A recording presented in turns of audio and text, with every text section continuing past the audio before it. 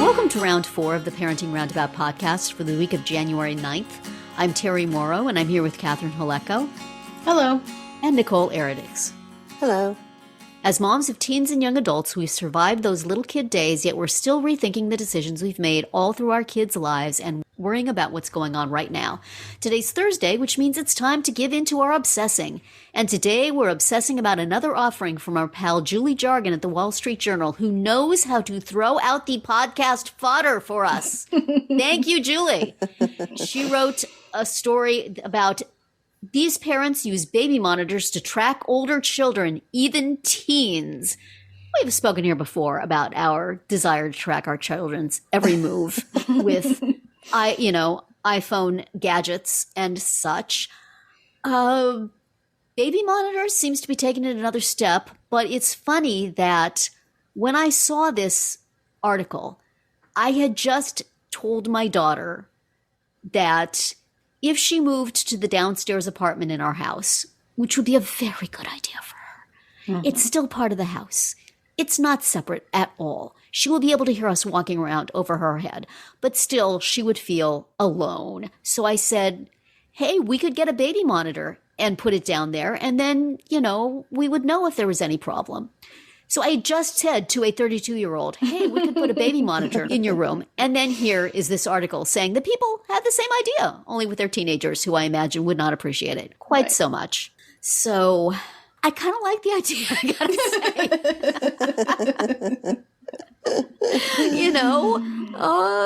Or one of those, what is it? Didn't they have teddy bears with cameras on them to nanny cams to maybe one of those in your teen's room? It sounds awful, but if they're doing something they shouldn't be doing, you need to know about it. Mm-hmm. And as we discussed earlier this week, they're not necessarily going to volunteer the information. So, have you guys ever considered doing this for an older child? And how much trouble would you be in if you did? Never. No, I have not. Do they have one that a signal that's far enough that you could put it in their college dorm? Somebody needs to work on that. I do not want to know that. No. Yeah, that has not been something that I considered. There are limits to your surveillance. Yeah. I have some, there's some guidelines to my boundaries. Yeah. Maybe I do. So, maybe I don't. I don't want to know. Yeah, that is the problem, thing. is that you are very likely to find out something you wished you could remain ignorant of. And they even talked about this in the article, like, it can make you more anxious than not knowing, just the sort of having to be on guard and on call at all times, even though that's technically what's happening anyway when you're a parent. But think about the mom who's in the hot tub watching her kids on the baby monitor. Are you enjoying your hot tub time? I don't think so. I don't know. It's probably better than a lot of reality television, And then, what is the point at which you jump out of the hot tub and say, cut that out? I don't know. You just text them, I know what you're doing. Don't ask me how. I see you. Mm-hmm. Yeah. I mean, I think it was the same mom that was in the hot tub that, one time one of the kids were playing and one of them got a cut that required going to the emergency room. You're going to find out. If you don't have the baby monitor, you're still going to find out. It's not like they're going to conceal it. Yes. So, what? I don't know. That's funny. It seems just stressful. Yeah. But I really want to know what my son does in his room all day. If he has a day off, he's in there all day. I mean, I have my suspicions. I would kind of like to have them confirmed, honestly. But if he's just listening to, it's a long time, and he's very quiet. Probably sleeping. What? Probably, and it would be good to know that. Then I would know he was well rested, and I wouldn't worry about him going to bed late. I want to know everything. Sometimes My kids are not forthcoming with information. I want to know. sometimes on my phone, if my son is using a MacBook, then it like pops up on my screen like this, this is what he's doing basically on here's the browser window that he has open. Oh my. And I can just go look. And it's always been like, oh, he's watching some dorky YouTube video, or he's watching The Blacklist on Netflix after Madam Secretary. Say, no, you're much too young for this. Please, here, let me put on Survivor. Yeah. So it tends to be, reassuring. But like, what if it popped open some scary YouTube video that I did not want him to be watching? Yes. You go turn off the Wi-Fi. Yeah. Oops. Darn. Let me call the cable company. Right. Unplug that sucker from the wall. Nobody needs to know. So, yeah, that's the extent of and the Life 360 is the extent of the and I don't do that on purpose, and I can't like call it up. It just pops up on my phone. I don't know how it gets there. So I can't like purposely. If there was an app for check. that, we'd have to tell our listeners what it is, because everybody now wants it. Yeah. Right. No, it just, you can like share a link or whatever from your phone to your Mac laptop. Right. I think it has to do with that. He accidentally taps something, maybe? I don't think he does. Well, Or he who thinks that knows? this is a cool video that you two would enjoy. No, because then he's not shy about telling me.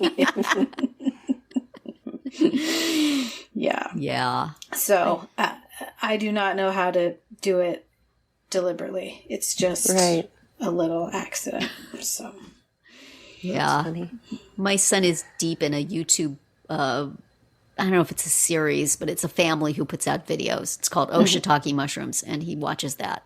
That's probably what he's doing in his room for I bet 8 it is. hours, which is fine. Binge watching? It's if he's watching that, it's fine. It's a bratty kid, but doesn't seem to do him any harm. I hope that's all he's watching. I want that to be all he's watching. Please let that be all he's watching. He's very guardful of his phone, and he only ever uses his phone. He doesn't use a computer. He just uses his phone, and he will not let me touch it. Yes.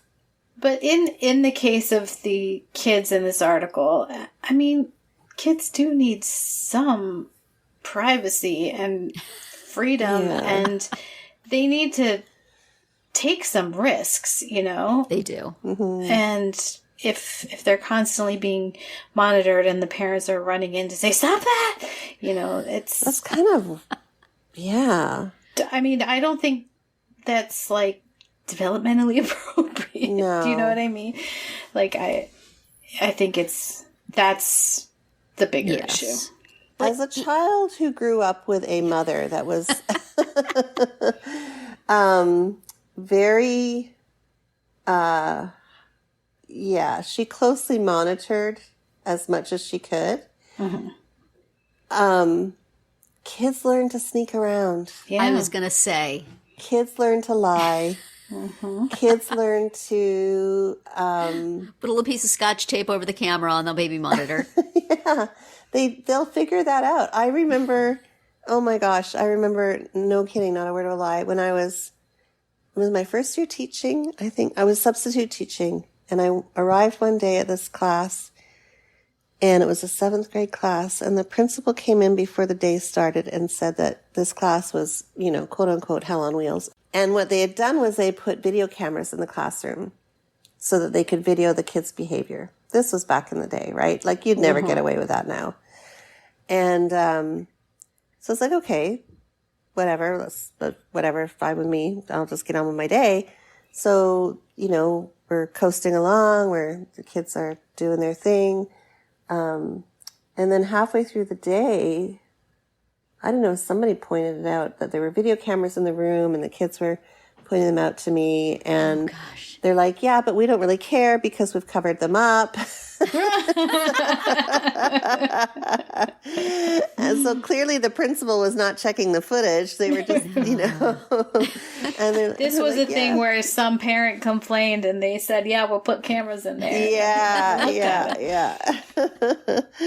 So, you know, I mean, and that's just a very light example, but you learn to be subversive. Yeah, I think if you're that kid with that mother and you know what's going on, which you're gonna after the first few times she runs in from the hot tub to address whatever you've just done. Right. If you're gonna do something that she's gonna want to see, you're gonna do it at somebody else's house. Uh-huh.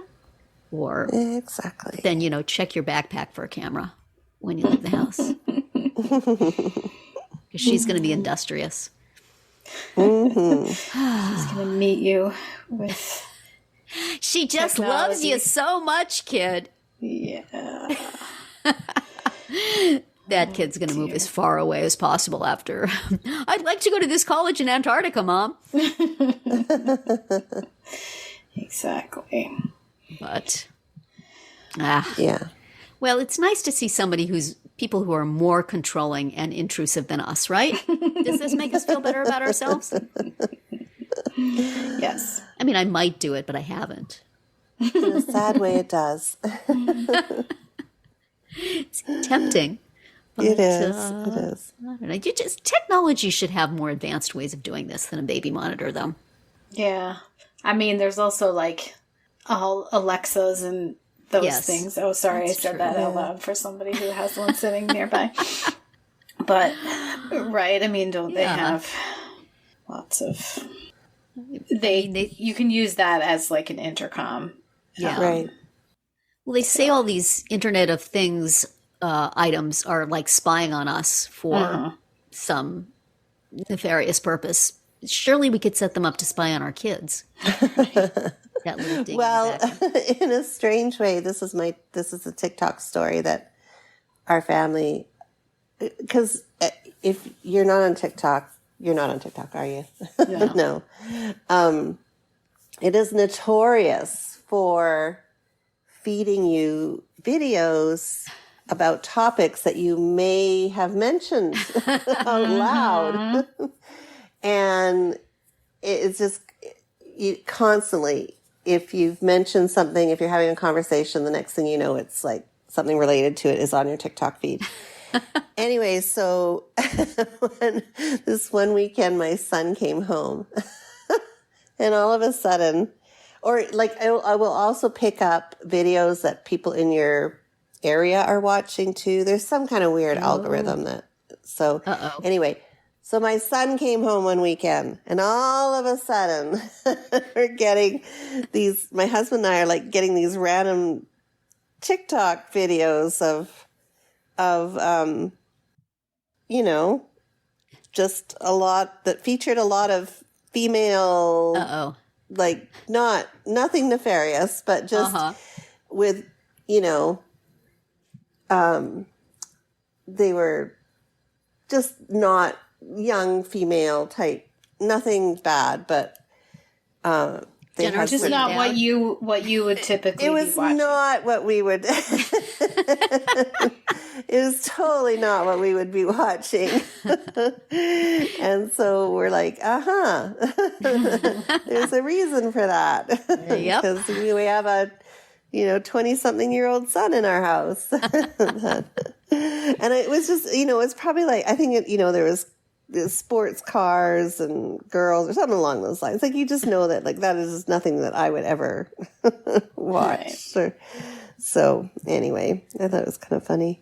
Jeez. That it picked up that, yes, there was a young man in our vicinity. Using your Wi-Fi. Yeah. So we could track that. But anyway, I digress. But you didn't just stick a baby monitor in his room just to make sure that Heck no. That'd be the Probably last not if thing I'd that's what want he's to looking do. at. Not going to go there.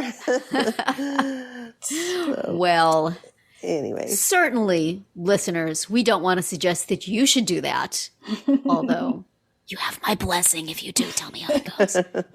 Well, that's it for today's round 4. Tune in tomorrow and we'll share our roundup of things we've been using or enjoying lately that we think deserve a shout out. Find all our episodes at parentingroundabout.com and talk back in the comments there, on our Facebook page, or on Twitter, where you'll find us at Roundabout Chat.